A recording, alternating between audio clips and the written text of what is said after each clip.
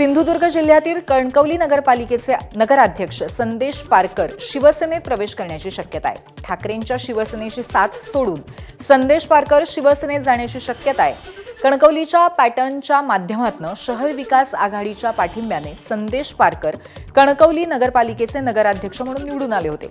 गेल्या काही दिवसांपासून शिवसेनेत प्रवेश करण्याच्या चर्चा रंगल्या होत्या, मात्र शहराच्या विकासासाठी कार्यकर्त्यांची चर्चा करून निर्णय घ्यावा लागेल अशी माहिती संदेश पारकर यांनी एबीपी माझाशी बोलताना दिली आहे।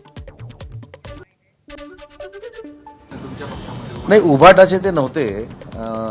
ज्यावेळी ते नगरपालिकेच्या उमेदवारीला उभे राहिले ते सर्वप्रथम ते माननीय एकनाथ शिंदे साहेबांना भेटले। त्यावेळी आमची आणि मित्रपक्षाची तिथे युती झाली नव्हती।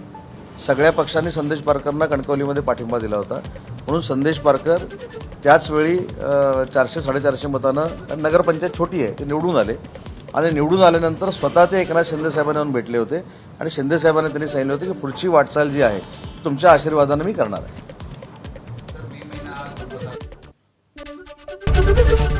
एबीपी माझा, उघडा डोळे बघा नीट।